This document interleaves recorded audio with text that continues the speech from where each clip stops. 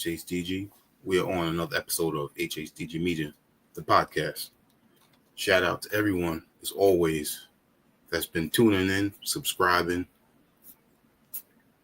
to all of our interviews on our YouTube channel, as well as our Facebook group, HHDG, which is Hip Hop Discussion Group. And this is always made possible through our company, HHDG Media, Inc., which consists of our 5 owners, Rock Vader KB, T. Smith, Skelly Top, myself, Wiki, and also the Mayor. You can always check out our website, hhdgmedia.com, which you can see in our bottom banner for our previous written interviews, music, upcoming events, as well as our merchandise. For tonight, we have, I would say, an artist who is definitely in tune with himself, as well as the state of being, mentally, spiritually, physically, and he presents that to us through his music. So his life is his music, and his music is his life. More recently, on his new album, was dropped on May 9th of this year. He definitely displayed that, the name of the album, Alchemized. He definitely displayed that. And one thing that I noticed that he does so well is his ability to blend a lot of things that I learned coming up with my father and what he read, not just about history, not just about ancient history, but also our history and our connection with our ancestors and things in our culture that we may have little bits and pieces of now that we do. But if we go and check our history, we see that there's similarities, even though we're not directly speaking of what it came to be.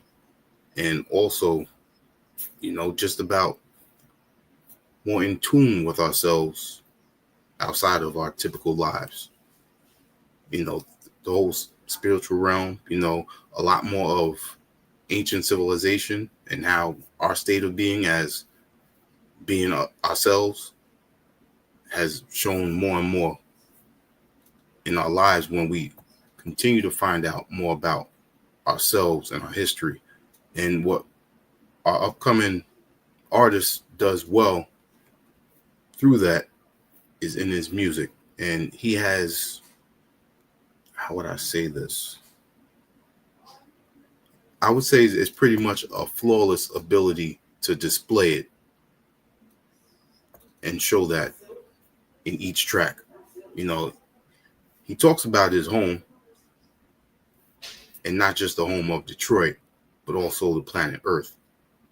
And I don't think enough people can actually appreciate going in a certain depth without losing people.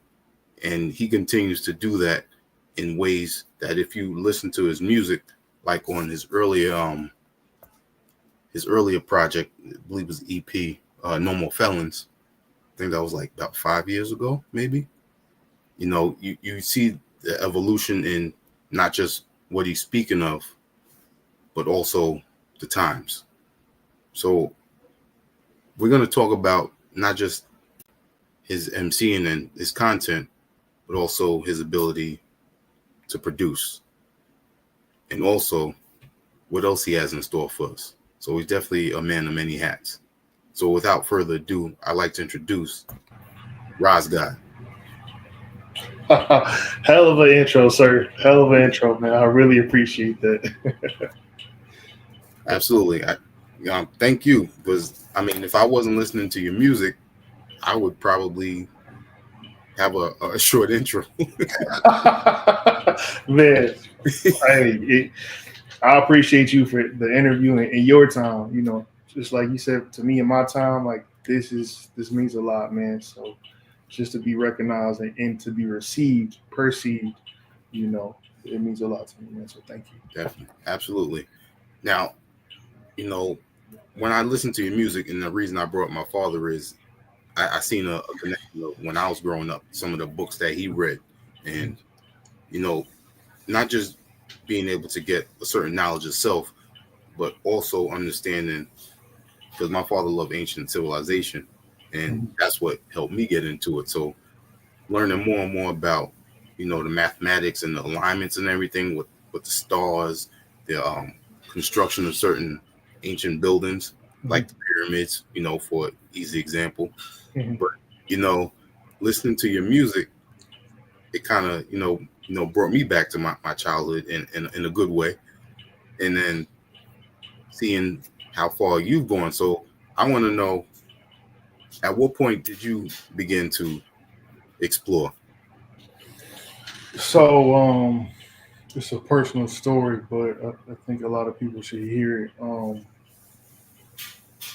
Back in 2017 to 2018, I was pretty sick, man, and I would go to sleep and get nosebleeds every night, and sleep paralysis, and just aches and pains. I started getting worse, and talk about it in my music. It got so bad to where I kept going to the hospital. I had like $600 in copays, man. They did every test in the world: brain scans, heart scans, all different types of machines. And it got to the point where I was just so sick. And I was like, okay, let's run a few more tests. They could tell that something was wrong, but they couldn't find anything. And I went through this privately. I didn't even discuss it with my family because it just was something that I just didn't want to talk about. But it got to the point, man, where I was like, I need to take this into my own hands. So I started looking up like I've always been a deep guy. I've always meditated. I've always been outside the box. But I started looking up like Eastern medicine and stuff like that. And got to the point where I was so tired, man. I ended up calling like this this psychic. I was like, fuck it, man. I was spending so much money on this or that. Like, why not try the spiritual thing? And I was scared at first. I like hung up and whatever. Then she called me back, like, what are you doing? Like, do you want to set the appointment or not? And then I finally did it. So then when I did it, man, we had a really deep connection. She turned out to be a shaman, man, and basically saved my life, man. Helped me get better, Wow. and we had a connection as well. And she basically told me what I was going through and taught me about the spiritual realms and just healed me back and I gained esoteric knowledge and sacred knowledge through her. Um, Through that, Hmm. right? So, and my name, RAHS God, my government name is Rasan, which is Egyptian, means son of the sun, and RAHS is always my nickname. So it was only right, man. And I feel such a deep connection with the land of Kim and Egyptian deities, where I was just like, okay, it just fits. That's So what's up. Yep. that's how I came to my knowledge and my point of being, and just you know you see the world in a different way, and not a lot of people, they turn it off. But it's just kind of those things that has to happen to you. It has to.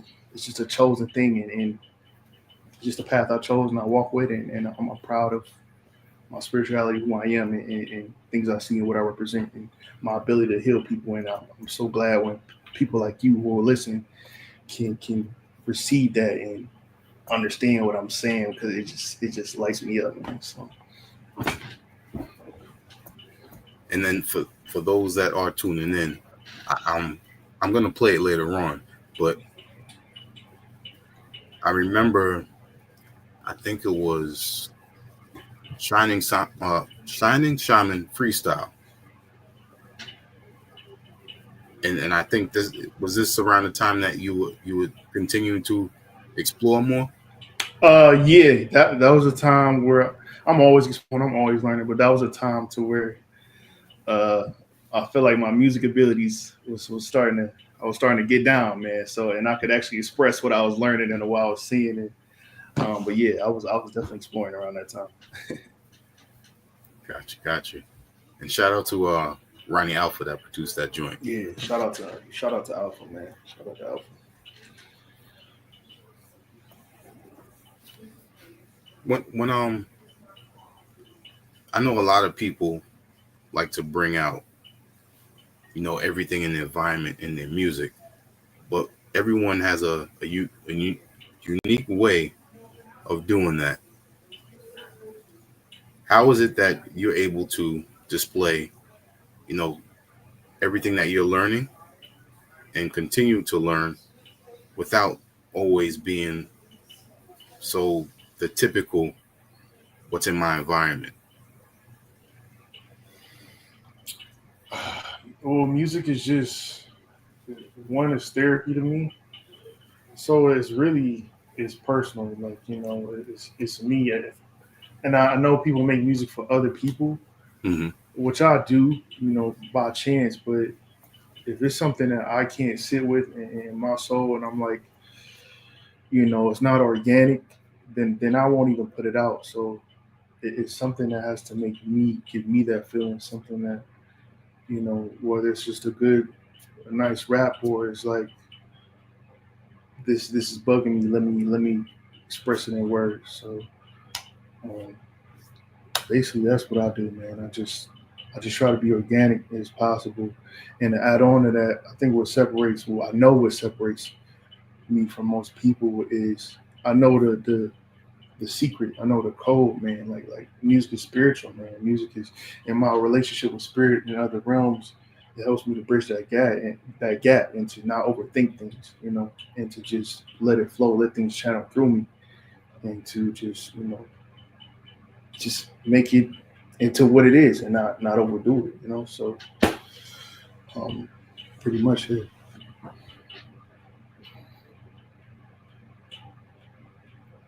I can't hear. I think you went out. Check 1 2. I got Okay, cool. Yeah, I hear you now. now through your music, you also display your talents in production and engineering. Was there any background in those, or was this something that came as an sometimes a necessity, but you want to be your own? So Yeah. So um, production, I always wanted to do it. I just never really got into that space. So as far as like music, I'll just take you back. Like I started playing saxophone in like fifth grade, and I just always loved music, man. Like I love music, and hip hop was in my heart. And I want to say ninth grade. My older cousin, his rap name was Vicious at the time. He was the only person in my family that I could get close to. Was like, "Oh, you rap, you produce.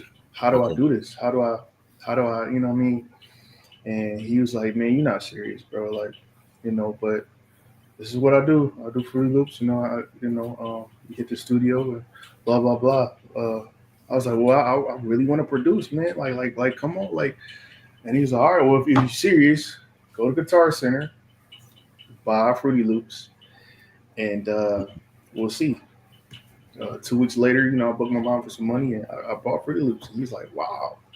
So, and this is kind of it's messed up, but I would say it's God, man. But at the time, he was hooping, man, and somebody broke his leg like badly and tore all wow, his tendons and everything. And so he couldn't work for a year. He had to get physical therapy, so he was out for like a whole year, man. So um, by him being out, we would spend every night together for him teaching me how to produce.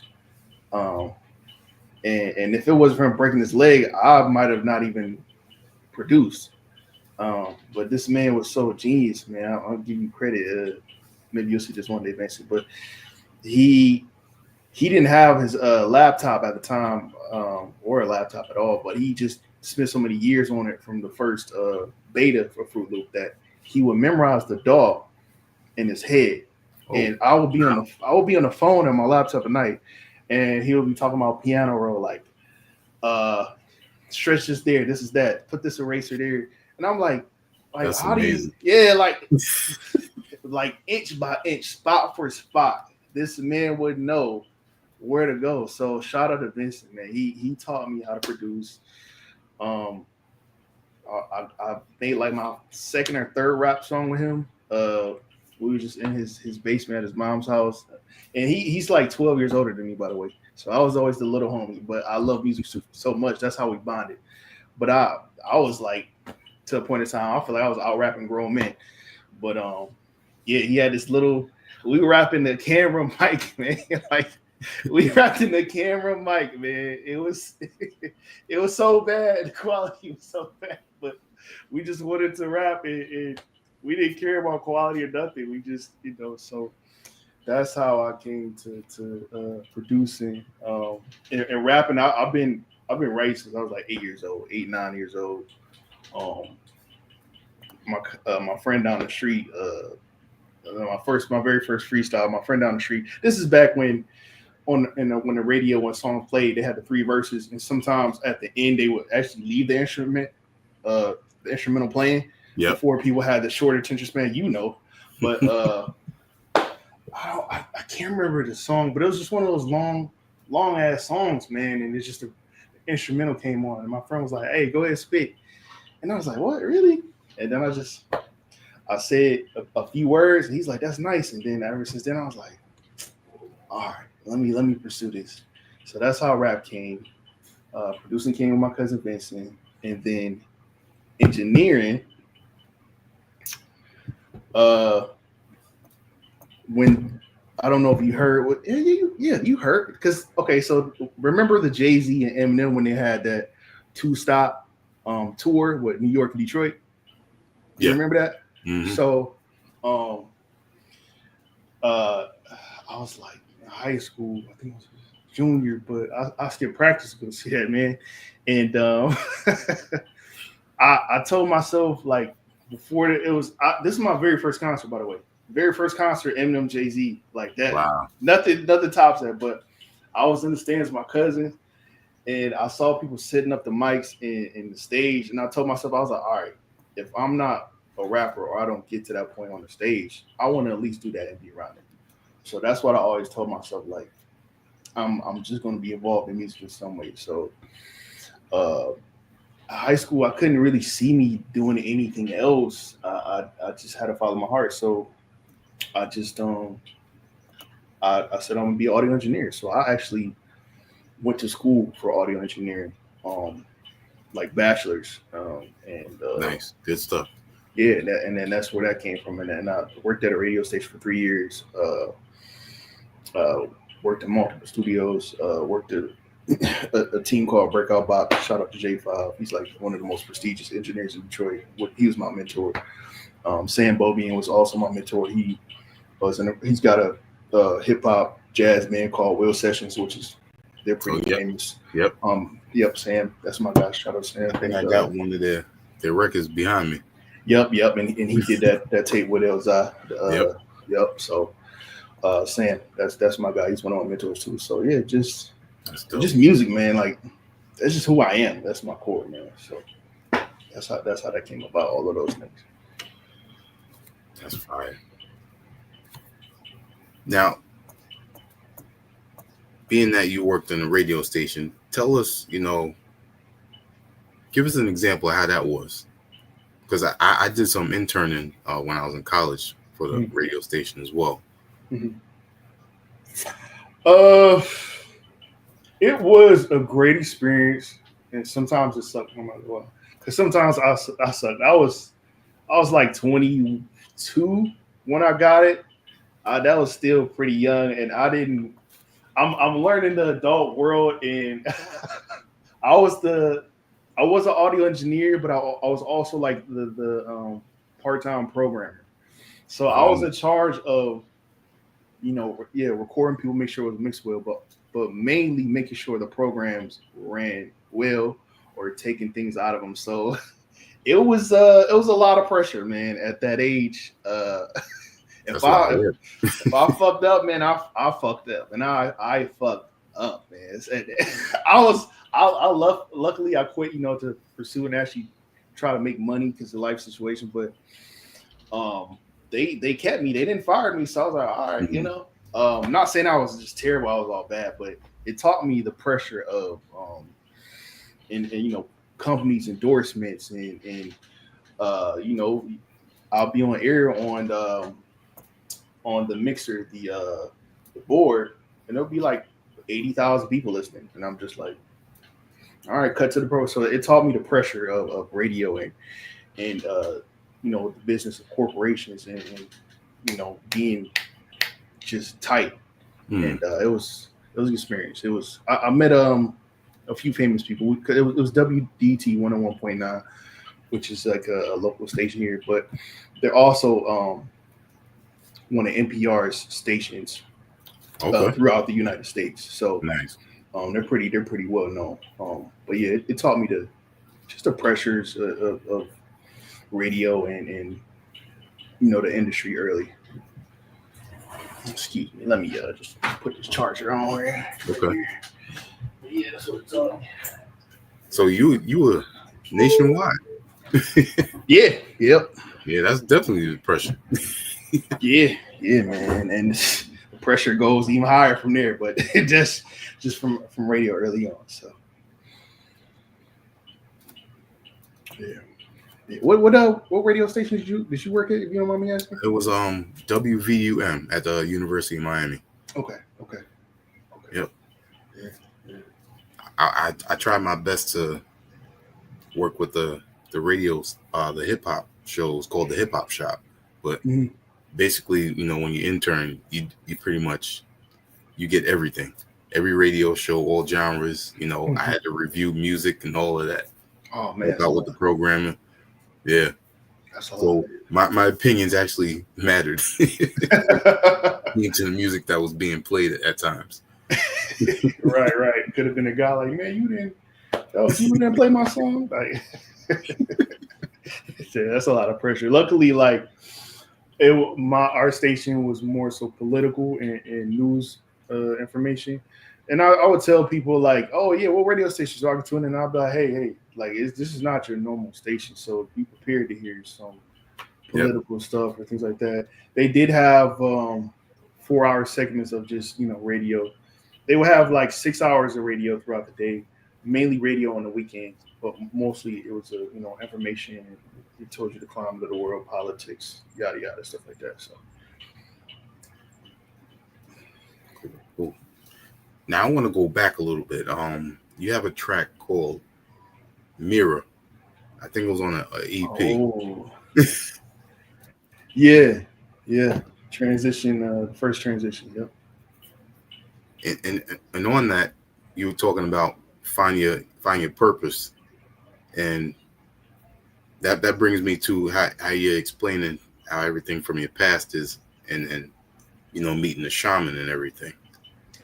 Yeah, so that was actually before the shaman came into my life. If you look at the streaming platforms, it looks like it released a lot later, but that came out in 2017. 2017, yeah, that was my very first like EP. But that shows you I've always been a just self-discovery guy, always a purposeful. My problems then are nothing like they are now, but still, I was always searching and always reflecting, always just yearning for knowledge. Yeah. But Mary, that's a throwback, man. That's a throwback. But were you asking like, how did that song come about? Is that what you're asking? Yeah. Okay, so damn, man, you taking me back. So transition one, that was like just a SoundCloud tape.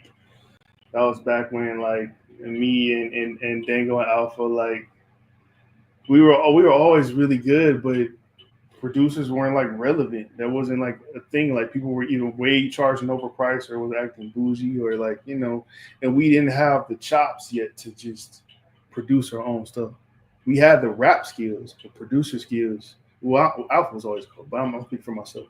Like we didn't have those chops, so we would just rap on other instrumentals that we found and put them on mixtapes, like everybody did. So that's how transition came about, and I was transition. I was just like, that was my first like spiritual awakening growth. like guess like a year before that, year and a half, I broke up with a high school sweetheart. My cousin died, my aunt died. I had a friend that passed away, and it's just like just that first stage of depression. I was like, okay, I got to do something, man. Yeah, I would go out, party and stuff like that, but I was always like just a deeper guy. So, um, and I feel like I always had to say something and not just talk. So I had a bunch of instrumentals that I heard over time.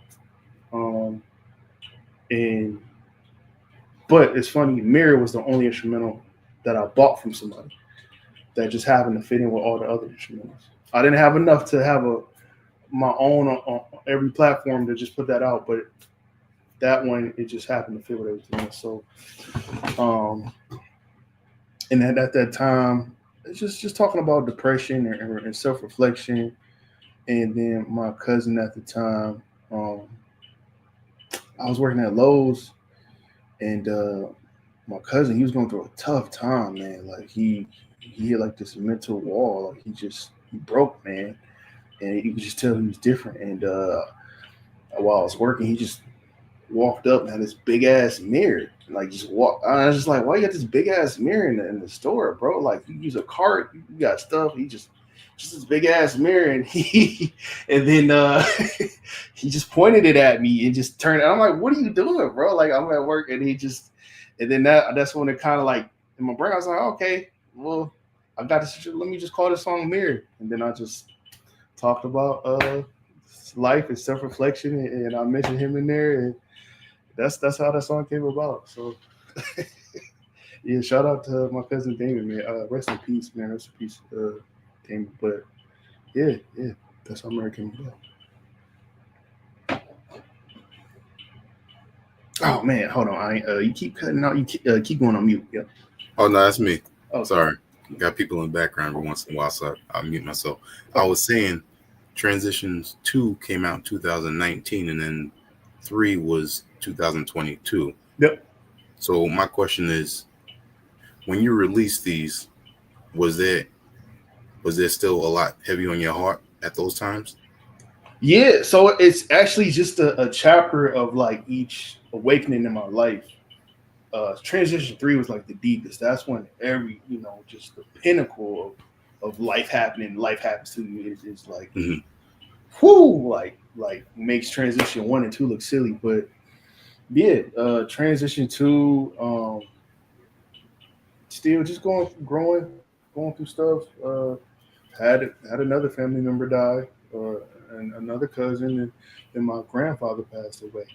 Wow. And I was just in a dark spot, man, and I just kind of wrote my way out of it, and like I said, music therapy to me, and it heals me, and it's a blessing to see it touch other people, and basically, yeah, that's how it came about. Just in the same concept with Transition 2 is instrumentals that I found on the internet or through other producers, maybe one or two through people that I met, and it just kind of came together, and it was cohesive, and it was just me talking about just life, and from that point in time, and yeah, I think the last track I was just talking about, like, what did I do? I just got out of college, and I don't want to waste my life. Just that little other stuff, which is nothing now, but it was just transition, right?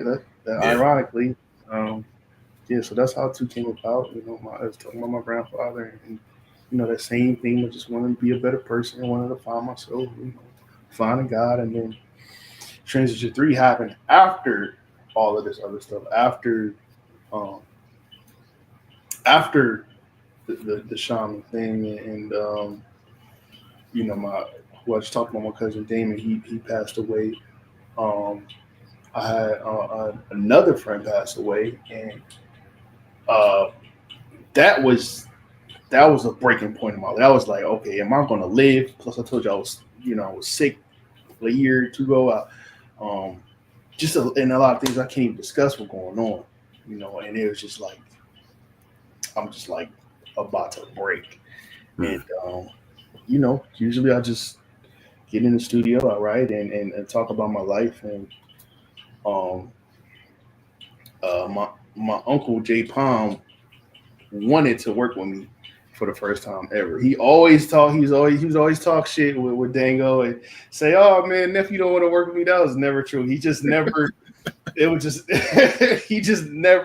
Like it was, the time was right, and it has synced up perfect. And then like I'm gonna talk about my uncle Jay Palm, by the way. Like he's a big reason that I do music too. He helped me. Well, he bought like my first keyboard.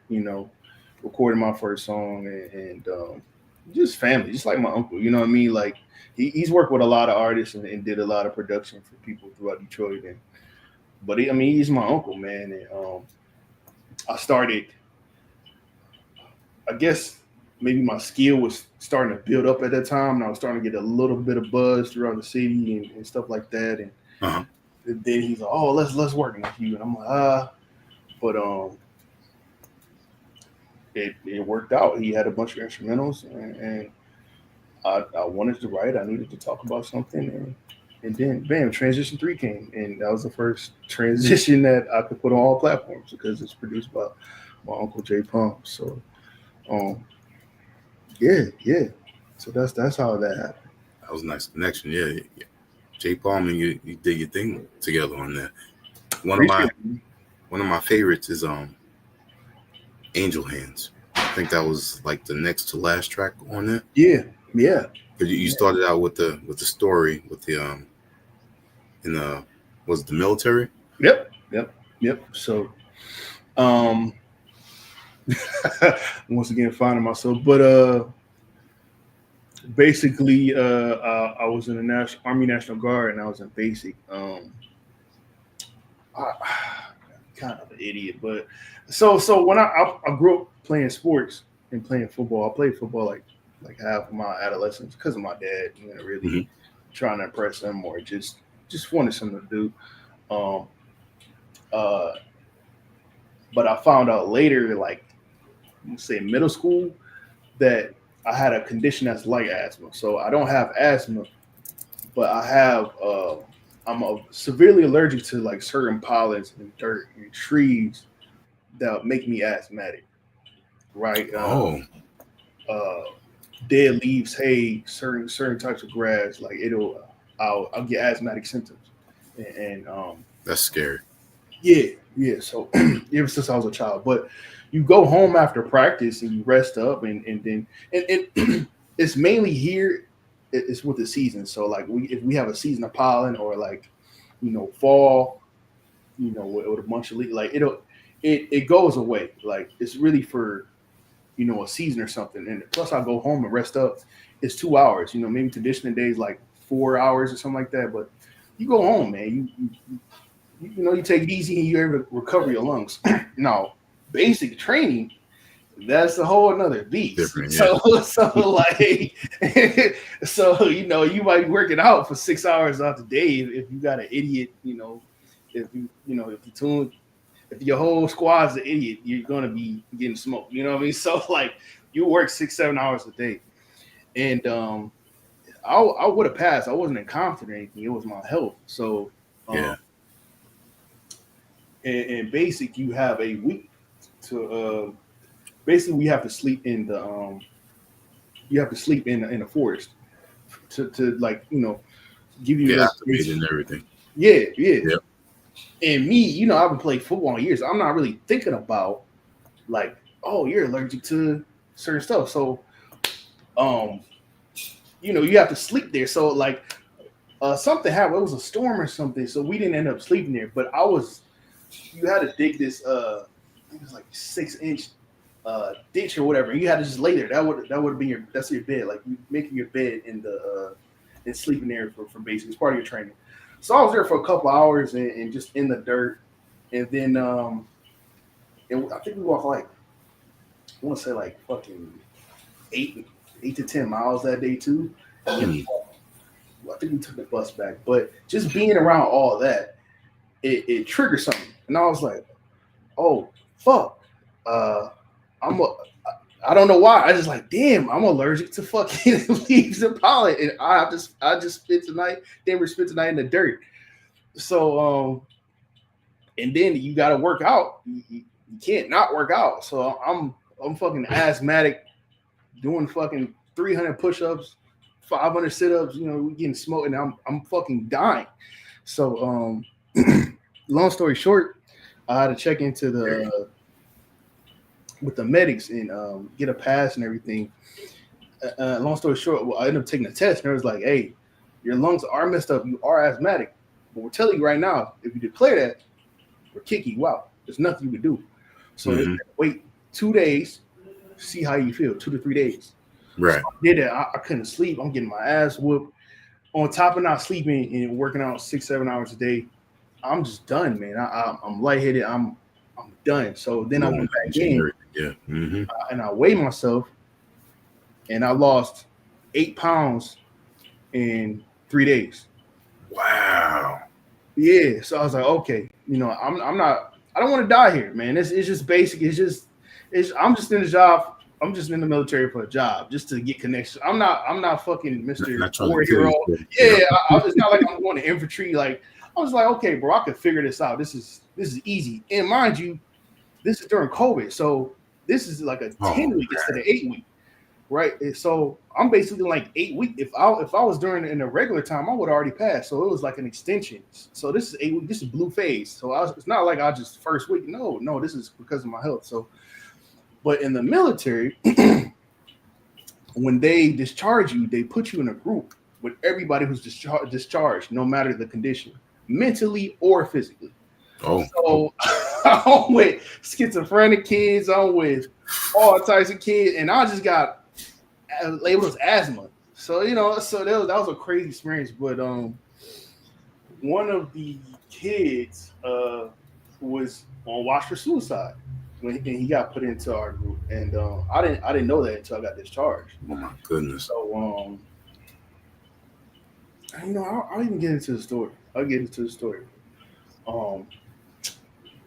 He was a snorer, man. He had a bad condition, bro. He woke up the whole goddamn platoon like. You're like, he was bad, man. Like we had to turn him over his side, like during fire drill, like it was bad. So one day I was like, hey, Cherry, man, just turn him on the side, bro. So I touched him. I turned on the side. I had this weird feeling in my hand. I was like, what the and I touched him, and I moved to the side. I was like, I'm not thinking nothing about it. Then when I went to sleep, I had a dream of me like holding him while he was crying. And it was like whiteness around. I'm like, what the fuck? So then a week later, that's when I got discharged, and I found out he was on discharge for suicide. And I was like, oh, so that's just, you know, a little weird psychic story. But that's how that song came about, and we had that conversation and I'm telling him how to like get through life because he's like 19 at the time. He lost like his grandparents. Yeah, you mentioned grandparents on the song. Yeah, and he didn't have like a mother, father, and he had like he was with his aunt and stuff, and he didn't have any friends. He didn't have like he's a weird odd kid, and he didn't have anybody. And you never know. Sometimes you don't even think of something until something's mentioned to you. So that's what I basically did. That whole conversation, I was just telling him like about depression and getting out of it, and you know, taking the little steps. You know, if you can't walk, crawl, bro. You know, if you can't crawl, then fucking just breathe. You know, you don't have to put that much on yourself, and just you know, just nursing them back, man, and then telling them like, you know, this is not what your grandparents would want. You know, first off, yeah, absolutely, it's not the end of the world. You know, it's other things outside of the military, and you know, just find yourself. And we just talk, man, and I just kind of talk him back up, and yeah, I hope he's okay, man. I hope he's good. I hope we made it out there. We flew back home together, so he's okay. Good. He's all right. Yeah, so that's how that song came about. And then the other half of it is just, you know, me being me, just transition, typical stuff, you know, talking about life and my experiences. So that's how Angel Hands came about. All right.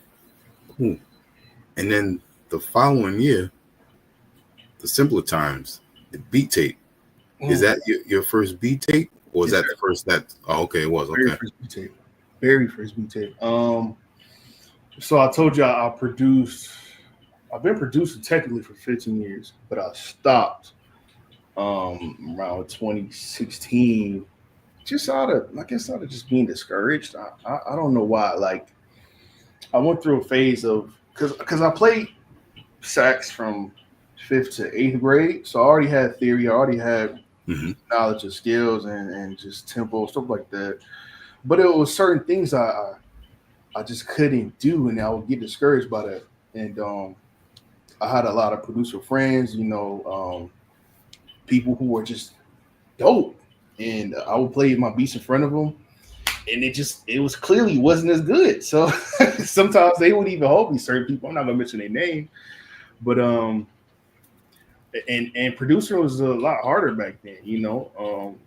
Now you got these loops and programs and things you can do. Which is why I'm a lot better now because I can manipulate it. I still have some basic knowledge, but I just got discouraged. So I took a whew, took like a 5-year break, 6-year break. And that year when I released that tape, that's when I just started back, and it was like that.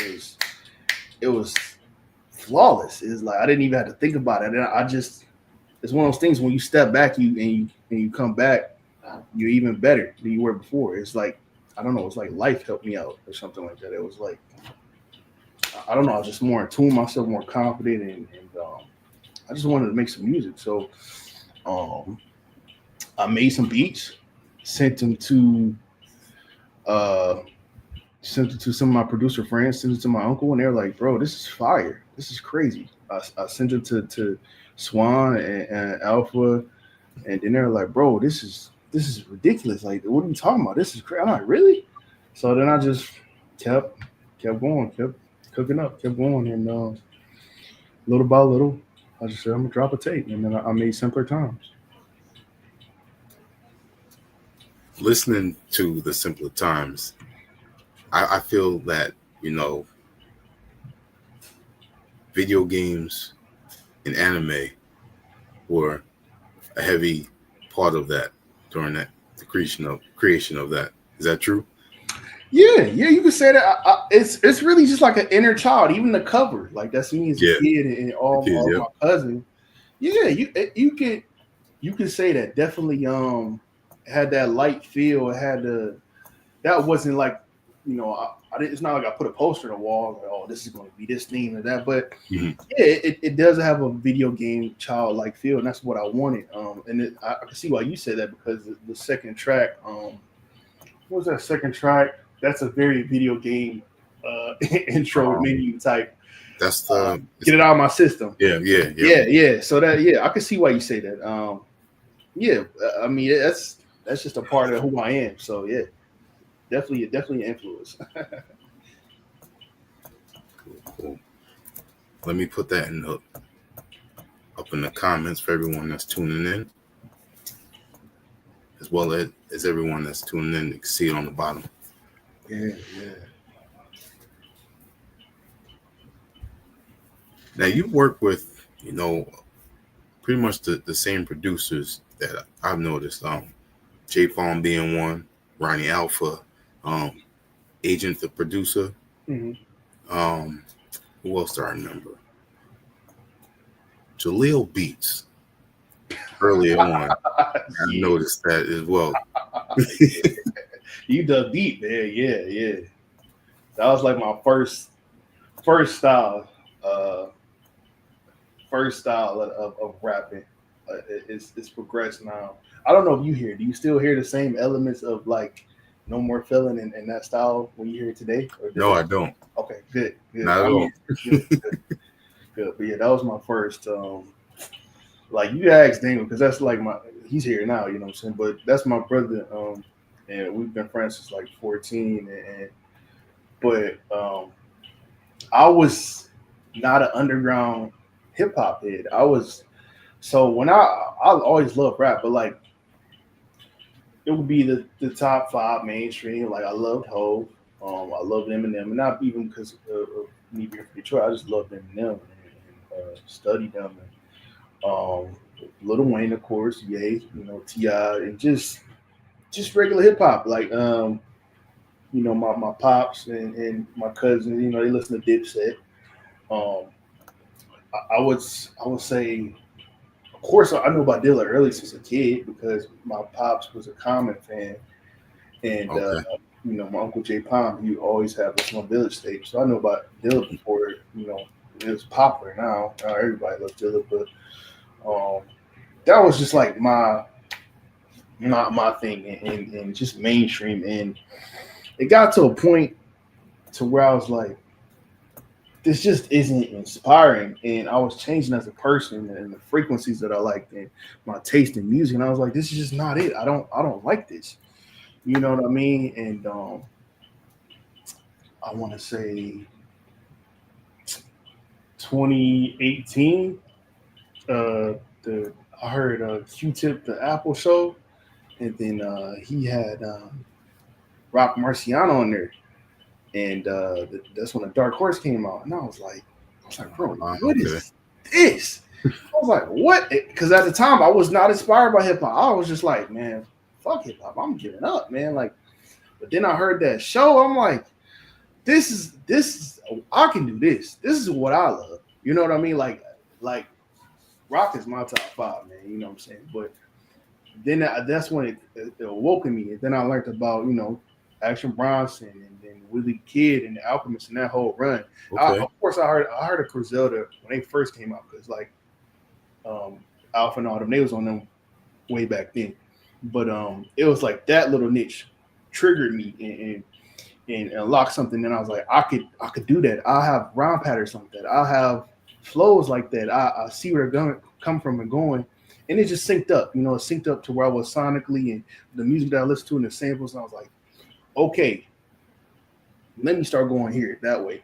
And Right. just listen to like, Alchemist and, Rock and Willie Autumn. And it was just like, okay, and that's why I turned into like an underground baby. And I just studied everybody. And that's what kind of, even though I don't, content wise, subject wise, I may not, rap about the same stuff, but still sonically, like I love those cats, man. I love them.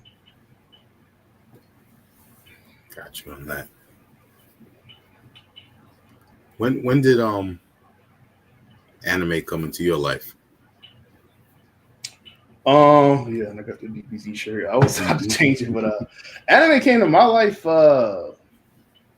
since I can remember, man. Like, of course, DBZ, that was everybody's thing back then.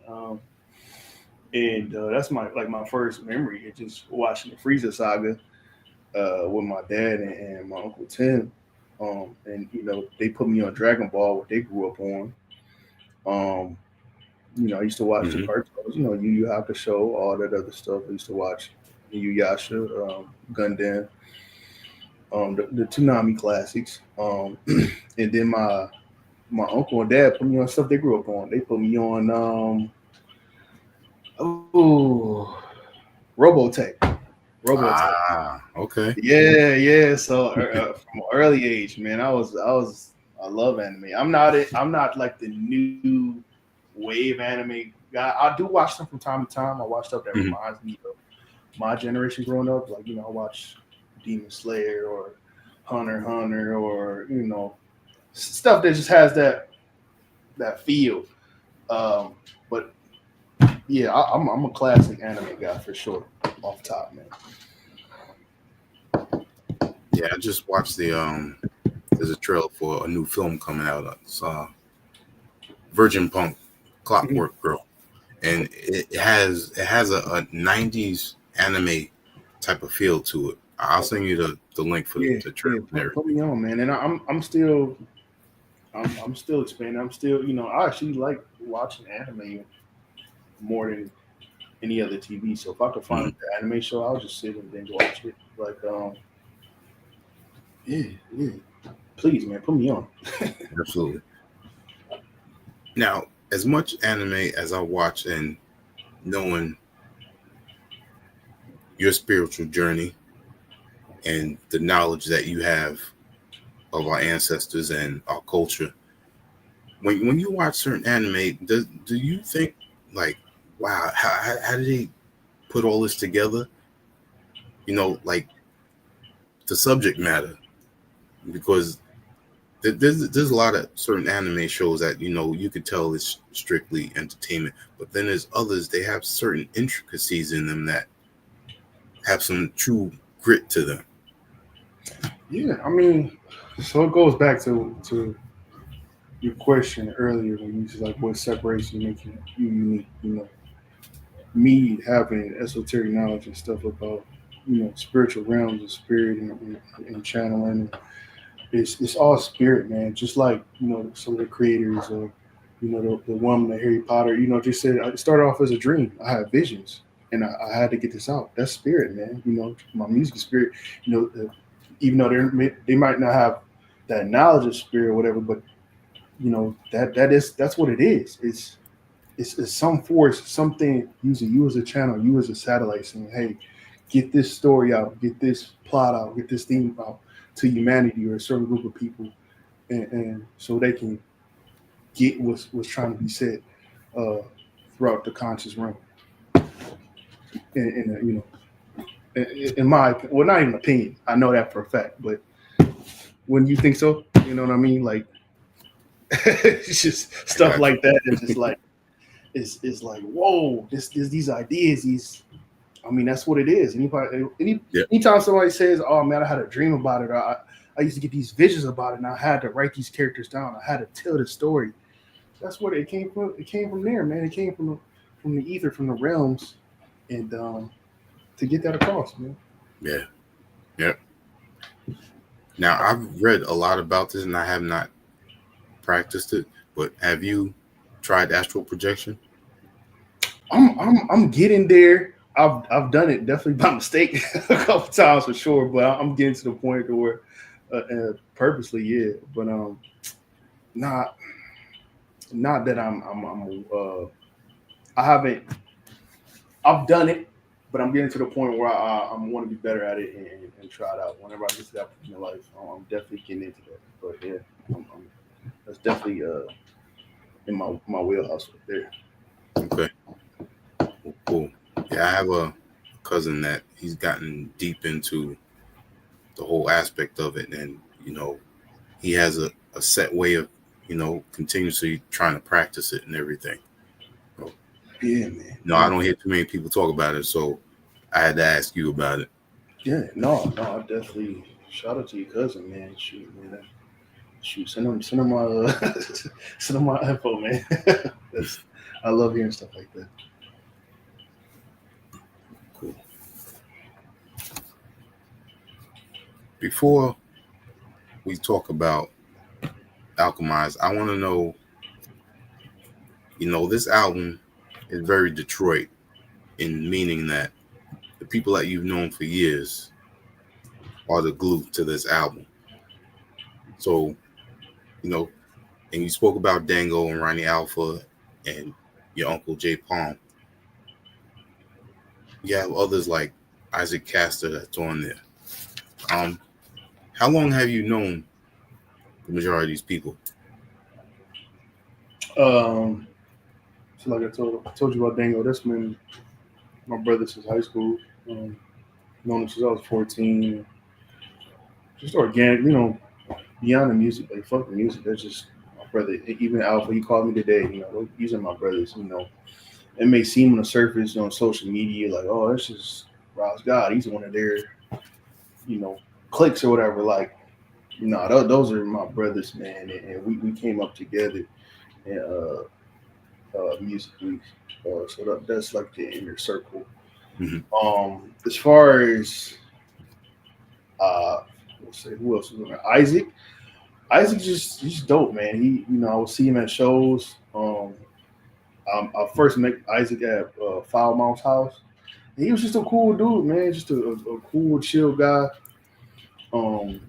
Wasn't like, and it's rare in Detroit. you run into a lot of egos, man. Like everybody thinks they're a star. I don't know why. It's like a Detroit thing. It's just like, God, bro, like just have a conversation. Just be a person. But he wasn't like he was a humble dude, cool guy, drinking his brew. And we just kicked it in the Files basement for a little bit, chatted up, and we run into each other at shows. And I told him like 2 years before, no, a year and a half before when I had the beat, when I first made it, like, hey, I want you on these beats. I got beats for you. Like, like, all right, let's do it. To the point where it was time, and this beat fit in cohesively with the project, and yeah, I called him up, and he said, all right, I got a verse, and he came through. Low key, he had the joint album with Dango. I ran into Low Key all the time. I ran into him through another mutual acquaintance as well. And we just chopped it up, man. He's a cool dude, man. He's like I say, he's one of those guys who are not Hollywood. We talk about music, and I'll go over his house time to time. And I was just like, hey, man, I got a track for you. Hopped on it. Nice. Ra is part of the family. He is in the circle. That's my brother. We have a very good tape. That would be my next project, which I plan on dropping early winter 2026. Which is amazing. He's an amazing producer, and he's getting his rap chops up. He's new to rapping, and he's gonna release a project this year, I think. But I was like, hey man, hop on his album, spit, and he did his thing, man. I believe in him. He's a dope rapper. So Ra, Nama Ame, dope. What else did I have? J Classic. That's right. Yep. Yeah, J Classic. Yeah. Like before, I wanted him on there. I don't tell people this, but I'll plan a project 3 years ahead. What you hearing now is something I planned 2 to 3 years ago.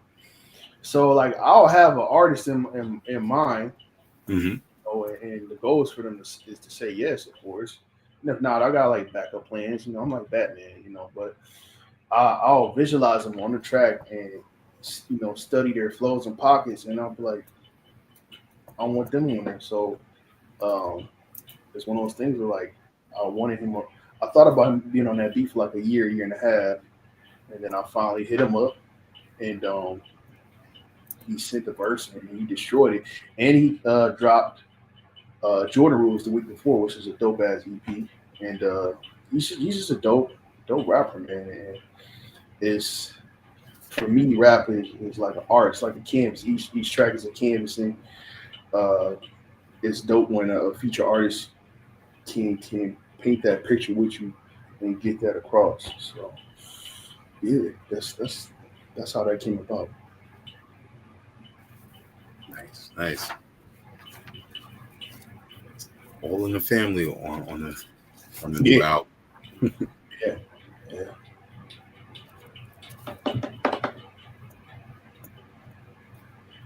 So when did you start working on the new album? Alchemized? Yeah. So I had a few beats.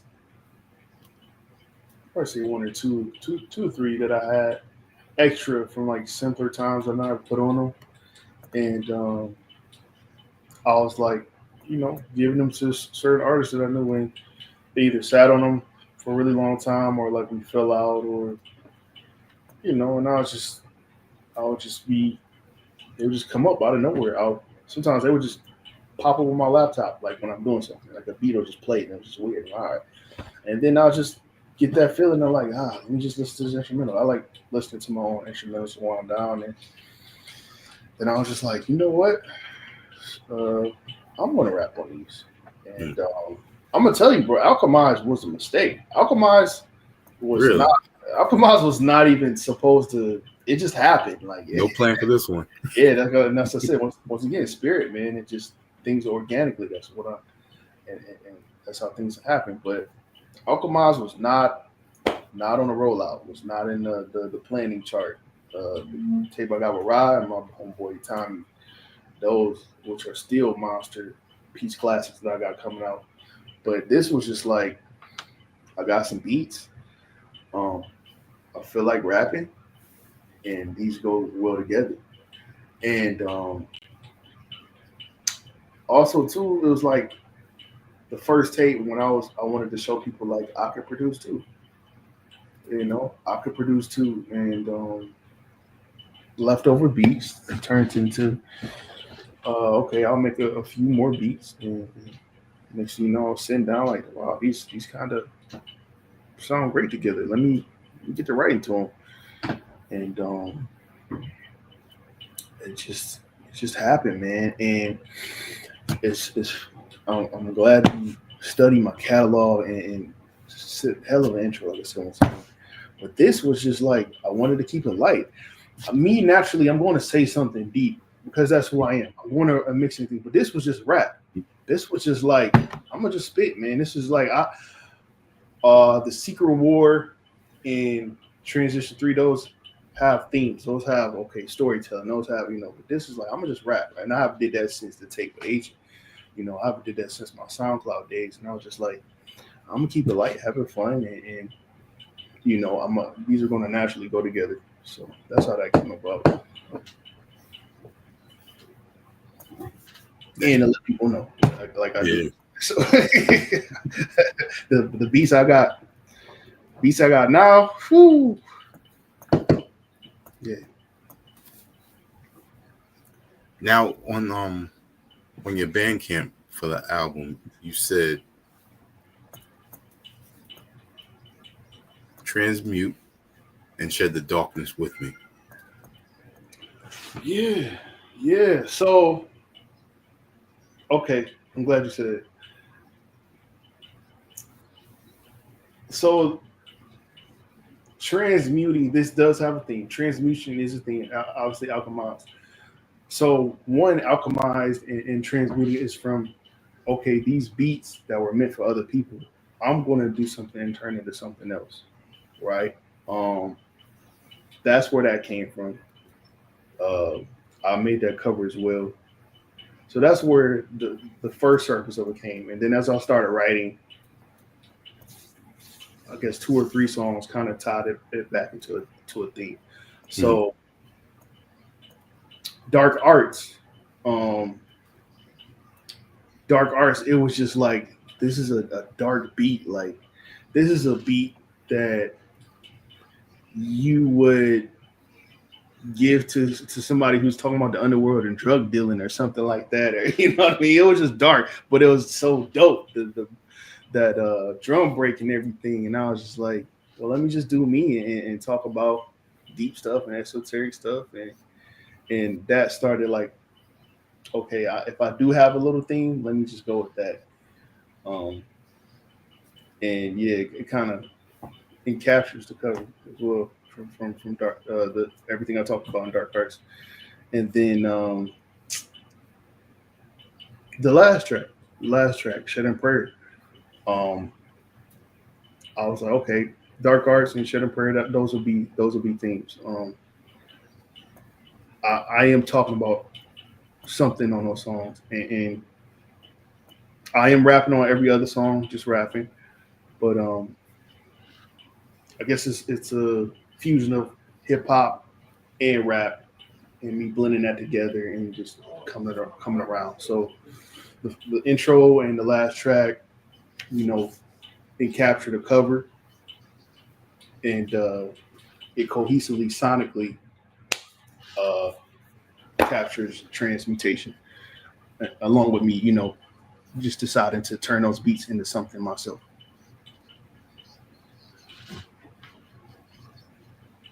Does that make sense? Okay. It does. Yeah. Now you said you also did the cover. When did you start creating the cover? Once you realize that you're going to continue on with the project? So, like I said, I had the beats. I made the songs. Well, I had the beats. I made the songs, and then, like I said, alchemize or transmutation, and those are the things: turning something into nothing, turning darkness into light.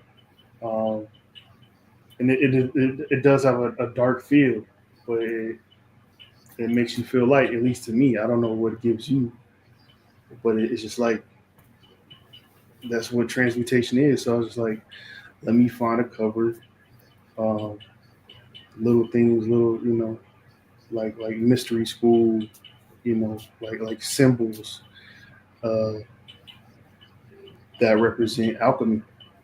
Mm-hmm. And I just took some symbols, took some pictures here and there, cropped them, edited them, filters, and that's how Alchemist came about, me making that cover.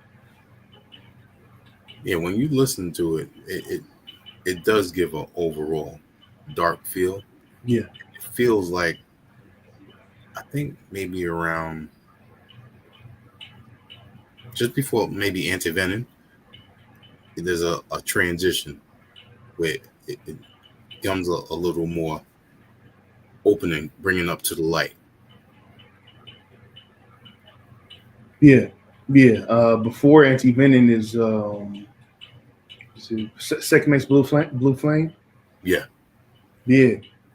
And it's all how you interpret it too. Like, it could be light for the dark, dark for the light, but either way, it still has that light and dark, and it just transmutes, and that was what I wanted to do. But yeah, do you want me to talk about Segment's Blue Flame? Oh, definitely. Okay. Yeah. Okay. That's one of my favorites. Oh man, my guy, I appreciate you. See, I thought that track was slept on, and I'm like, okay, I'm glad you liked it. That means a lot. So, me being the spiritual weirdo, I talk about esoteric, and then my name RAHS God, that you see right there. I still study.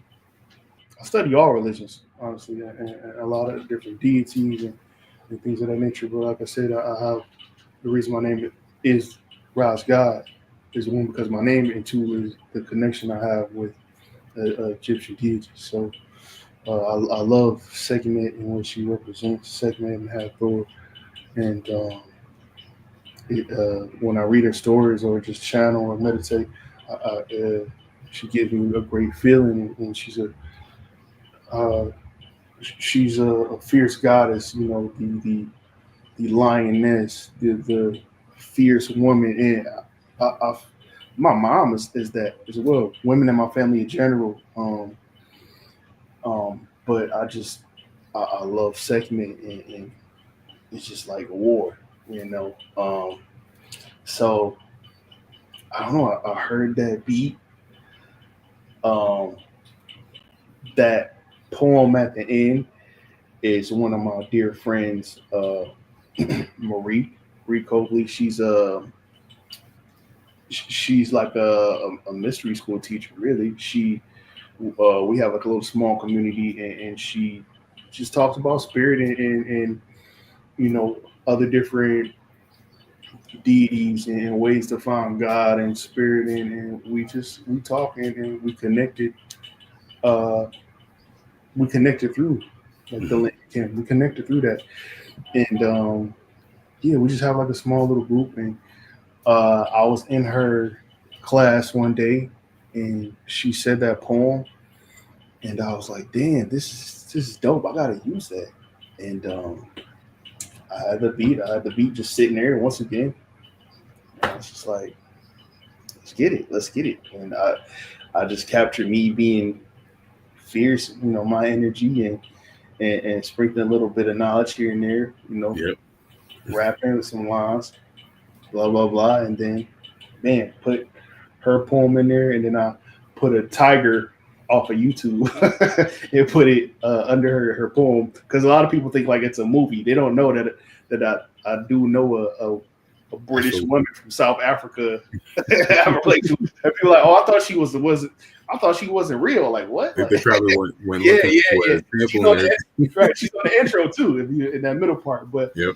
I put her there and then put the tiger there, and I was just like, this is fucking dope. This is it. And she added to the, even though to be simplistic, she added to it, and the ending is just, it set a tone and help put out what I wanted. It helped project what I wanted to put into the album. So that's how Segment's Blue Flame came about. That's dope. Great to hear you explain that track. But there was a part where you were mentioning about Cons Layman's. I forgot exactly how it goes, but then you went into about the third eye. On Segment's Blue Flame? Yeah. So what else? Cold as a cow, you go in corral. I'm the origin beast of molars from a dope in his mouth. Any waterproof sheets. I'm holding a girl squirted like a hole in a pouch. Bank stains like frozen accounts. I'm trying to think about third eye. I know what you're talking about. Okay. Cons and Layman's, yeah. I got you. Hold on. More Genghis. Oh, yeah. You Cons Layman, my Cons is Genghis. I'm gonna have to go third eye remote. What kind of games y'all playing? There you go. I'm walking out talking. Like, yep. Yeah. So just me spending a little bit of nuggets here and there, like if you know, you know, but like just people saying this conspiracy, but like you can look it up. A lot of stuff is findable, bro. Like what I don't understand is like they distract you, like Trump literally said, like, hey, yeah, man, we got UFO files, like we have it. Yep. Yeah, I think it's time to put it out. You never put it out, you know. There's plenty of people with testimonies and videos. You know, of course, you got like AI stuff, so people could be, you know, like, oh, that's not real. But it's so many documents. Like I know, I'm not gonna say who it is, but I've met somebody in who works in the area. Was it 50, 41? But like it's there, man. And that line was just inspired by like people who work in the government who are used to spy on people remotely by using astral projection. We're talking about your cousin, so that's how that line came about. That's dope.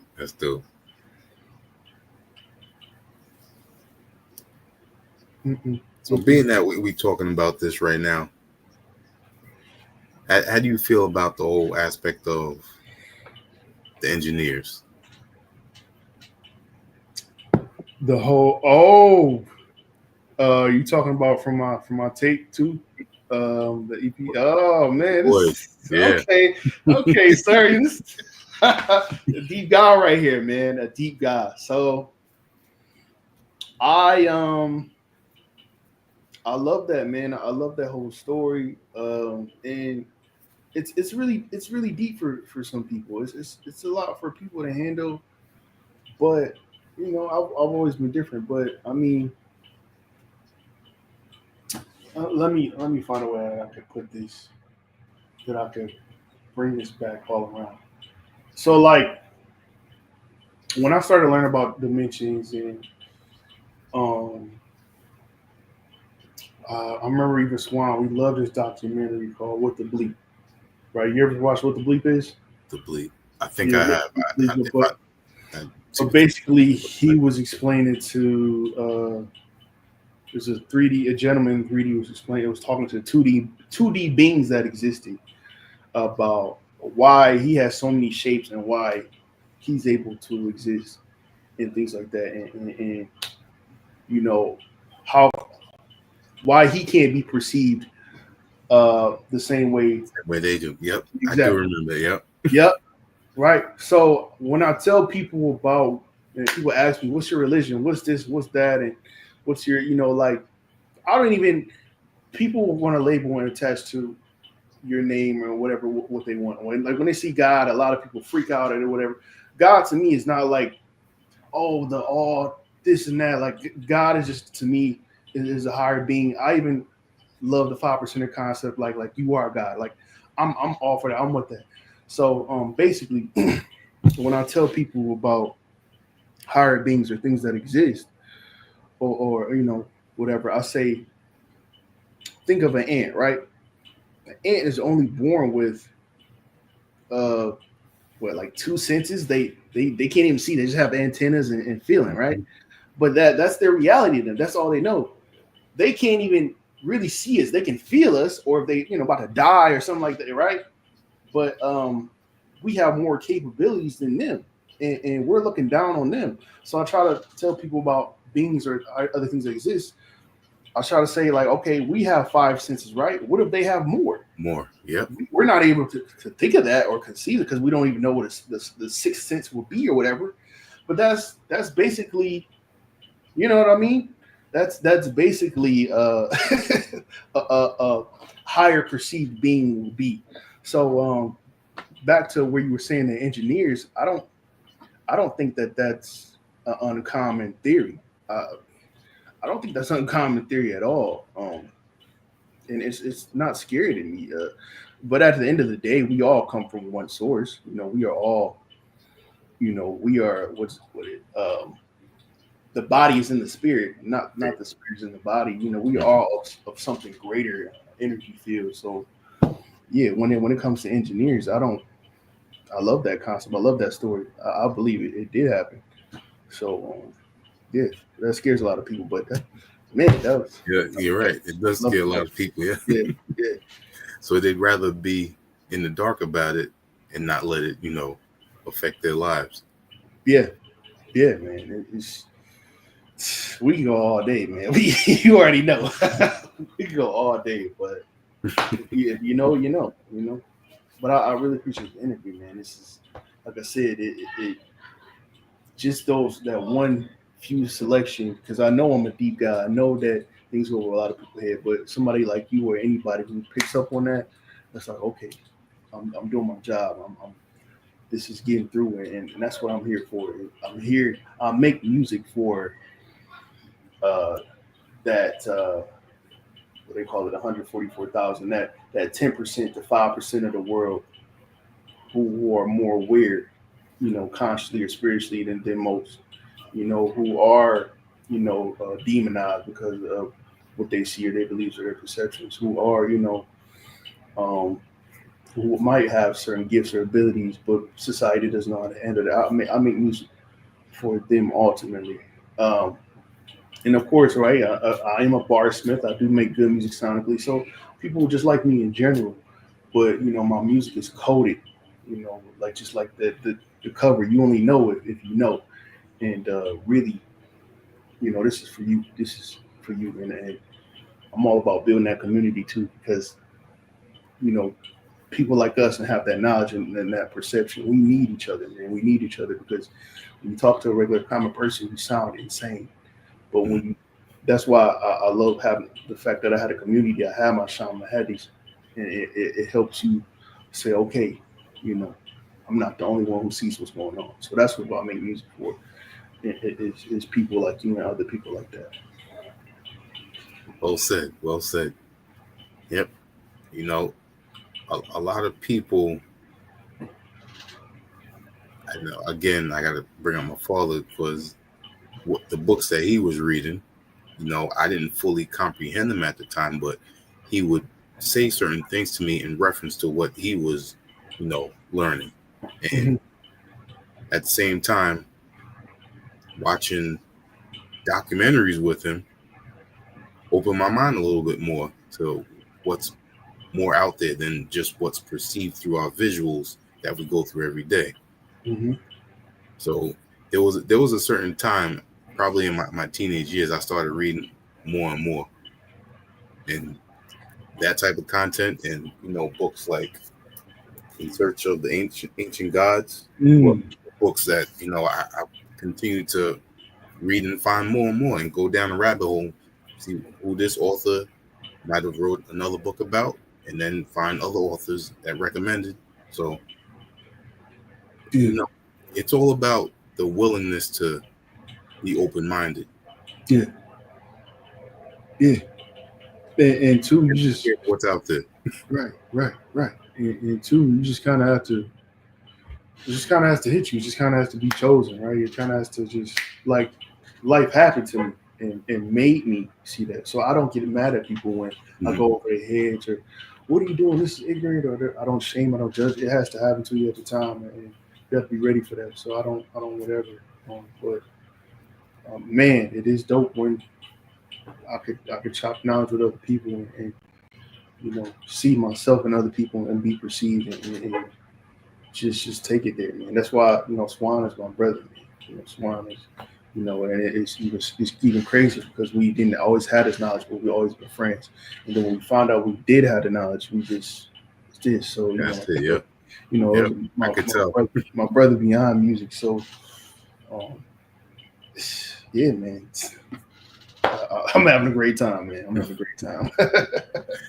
That's great, man. It's great. I appreciate I'm able to do that. And I don't want to keep you much longer. We definitely talked on what I wanted to talk about, and you expanded on it as well. Gave me some insight as well. So I appreciate that. One thing I do want to ask about what the album is. I love how you created the artwork. The artwork is a direct correlation to everything that you encompass with the album. There's one key component that listening to the album that serves a purpose.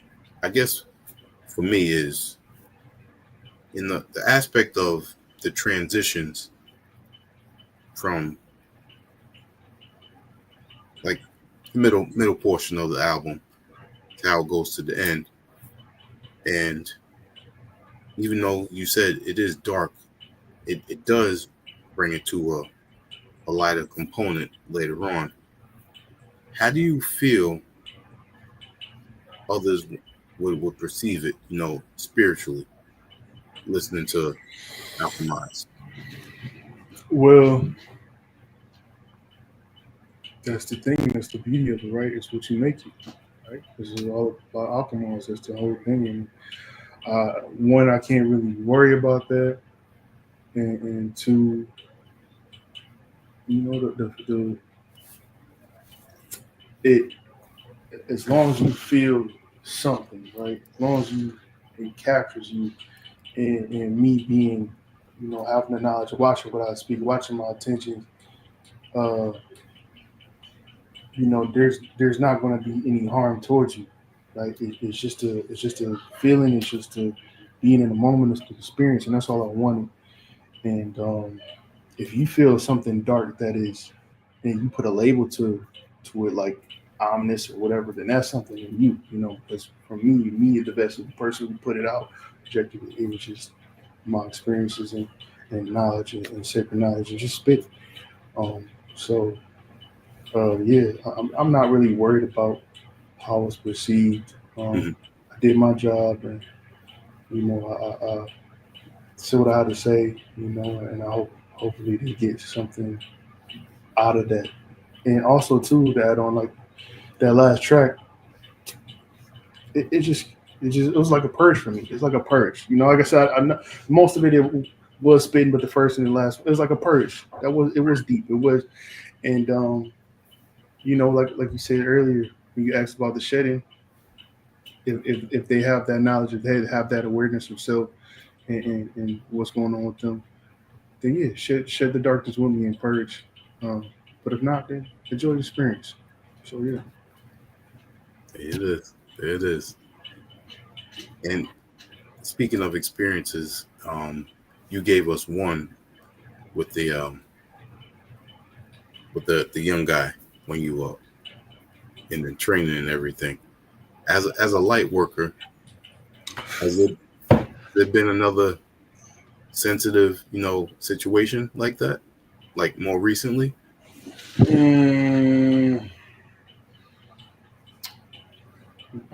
Not specifically. I've done a lot, and I'll get there in that part of my life. I will. Mhm.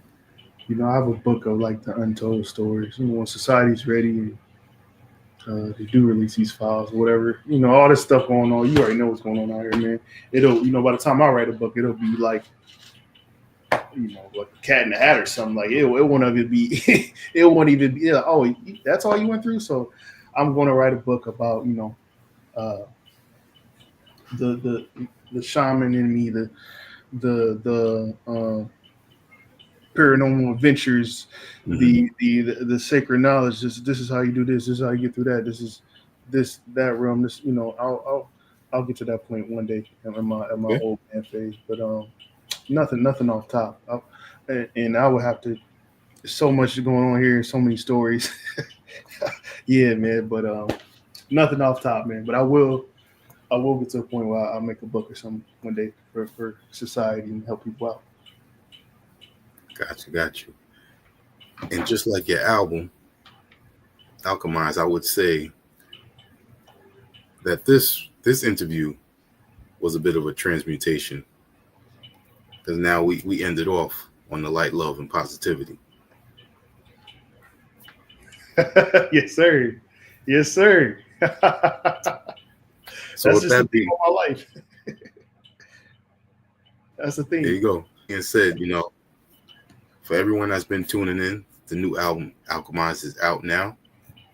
I have it in the links, and you can also see it right there on the bottom of our podcast. So thank you again, RAHS GOD, for tuning in.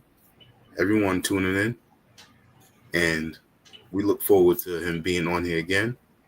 But for now, check out the new album, check out his previous work, and also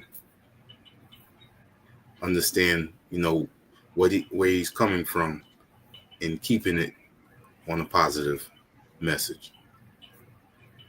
So the floor is yours to give you shout outs and let everyone know where they can reach out to you. So you can follow me on Instagram at Rise_God.